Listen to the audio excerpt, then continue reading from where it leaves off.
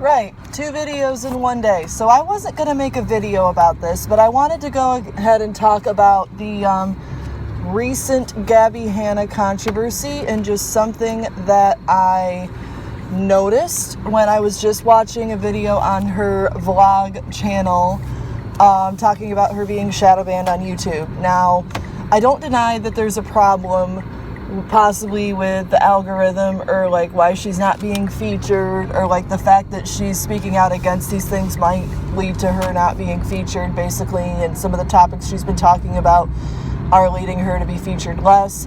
However, I noticed something that she said, and she said that YouTube is gaslighting her. Now, I just want to go ahead and call back an older video by Gabbie where she talks about dating a pathological liar, where she uses the same terminology.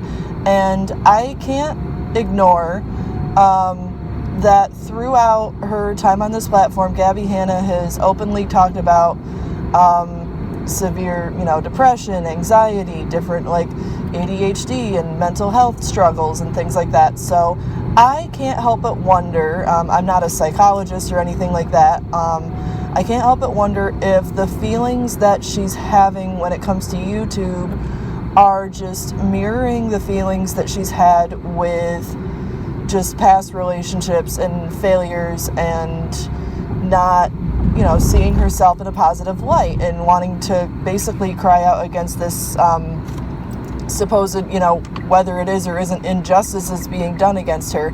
And because she has a platform and she can speak out now, I mean, she always talks about her toxic childhood and trauma and stuff that she's been through with relationships and her childhood and her family and stuff, but she never really comes out and says anything. But I'm wondering if there's a more deep-seated issue here with regards to her mental health, as she basically feels like YouTube is abandoning her. I can't imagine putting the amount of money, energy, effort, time, assets, work into a music video that she does and then seeing it produce little to no results. But am I going to blame YouTube? I don't know. The jury's still out on that. As a small creator, I have 11 subscribers and my videos get between 1 and 1.7k views. When I talk about, dissociated and other relevant topics that fit the algorithm. People are searching for these topics and they talk about them.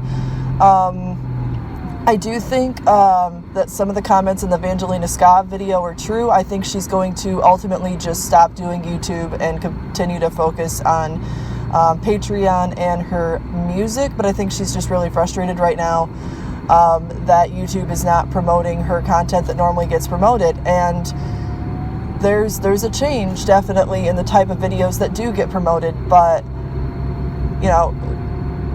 and it's not her fault, in a lot of ways, because drama channels get promoted and people talking about stuff that happens to other people get promoted, and we see it happen with Dissociated, and we see it happen with Trisha Paytas, and we see it happen with other bigger creators because people want to know the story that might not necessarily be the story that fits the narrative of these creators, but of people who do their research and put in, time, energy, and effort. And I like to hope that a lot of the people who share these stories, not from necessarily the creator's perspective, are sharing these stories with a certain grain of truth to them, not coming from a place of hatred or wanting to cancel somebody. And that's where I've got to give Vangelina Skov some credit, because she has maintained such a neutral basis in her videos.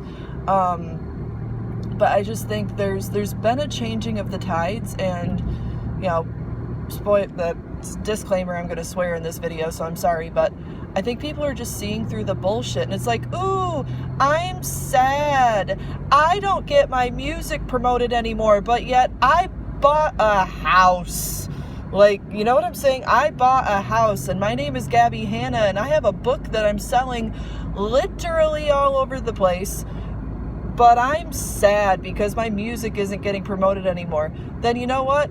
Find a new way to promote your music. This is your job, and if you put energy, effort, time, money, resources into your music and it's not making it on YouTube, then figure it out. That's part of your job. And if you truly believe in, yourself and music is your passion and your platform is deserting you, then maybe it's time to find a different platform to promote your music. Maybe it's time to find a different way to voice your opinions and how you've been treated. And I know that you've taken to Twitter, and I've seen a lot of the Twitter posts, and a lot of people are saying, like, listen, like, this whole thing is bullshit, like, she's not getting, shadow banned or whatever. But I feel in a lot of ways, whether she's being shadow banned or not, she is probably feeling very abandoned by her platform. But here's another side of the thing that I'm seeing. Gabbie, we're tired. We've heard a lot of music. You come out with some very good music. You share a lot of music. You plug a lot of music. You talk about your music. And it's like, we're tired of the music. You know what I'm saying?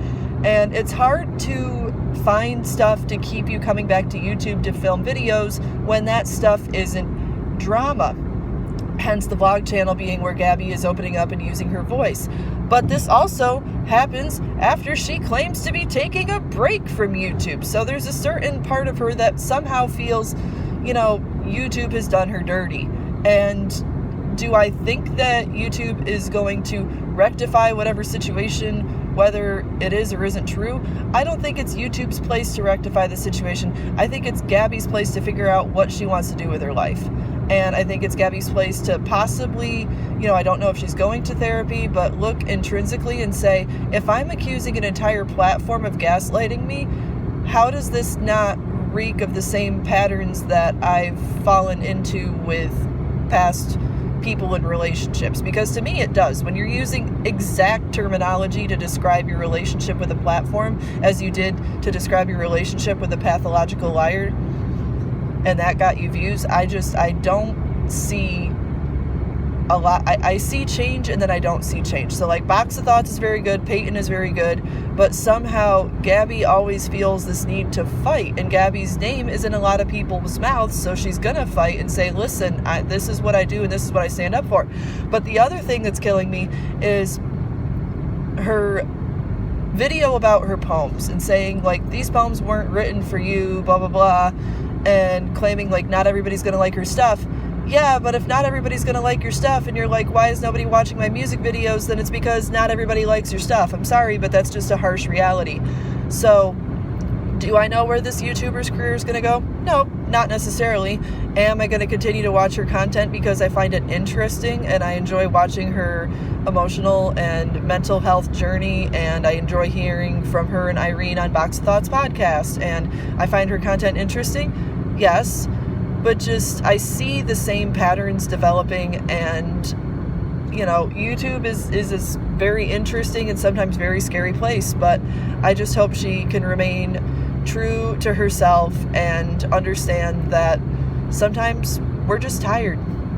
And I guess that's all I have for the second video. I know it's unannounced in a lot of ways. It's going back exactly to what I did earlier, but earlier I was tired and now I'm awake, and now I'm just like interested in this whole story. So let me know what you think down in the comments below, and I will see you guys Thursday. Bye.